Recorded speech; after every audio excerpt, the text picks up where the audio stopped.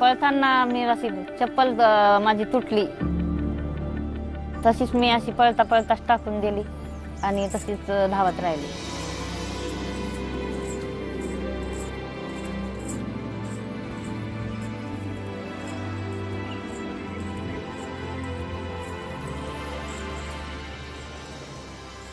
माझे मालक आजारी पडले होते आणि मग डॉक्टरांनी सांगितलं MRI करावा लागतो. मग MRI करायचा आता 5,000 कोणाला मागायचे. मग तेवढ्यात मॅरेथॉन स्पर्धा माहीत पडली. शेजारची मुलं म्हणायचे, आजी तुम्ही लय चालता, तुमचा नंबर येईल, भाग घेता का? मग मी विचारलं त्यांना की बक्षीस किती आहे, तर म्हणले 5,000. तर मग माझ्या लगेच लक्षात आलं की 5,000 मिळाले तर आपण MRI करू शकतो. म्हणून मी भाग घ्यायचं ठरवलं.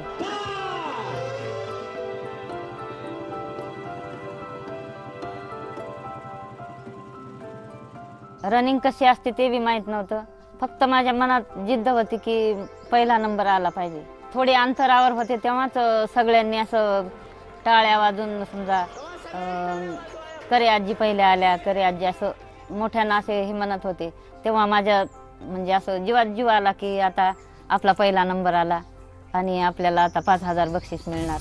अगं जीवन जगण्यासाठी लय काय सोसावं लागतंय आणि जिंकण्यासाठी लय काय सोडावं लागतं.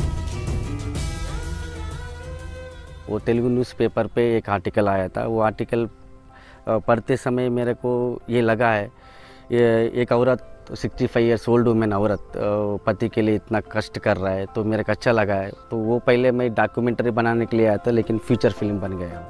मला काय नुसतं ते 5,000 मिळण्याचीच तेवढीच होती. माझ्या मनात नव्हतं की आपण पिक्चर मध्ये काम करू का काय, असं काहीच मनात नव्हतं.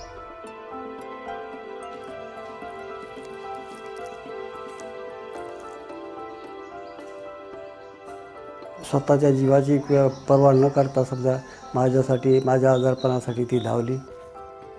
दुःख पण वाटते की या वयात असं माझ्यासाठी करणं आणि केलं तर त्याचा अभिमान पण वाटतो.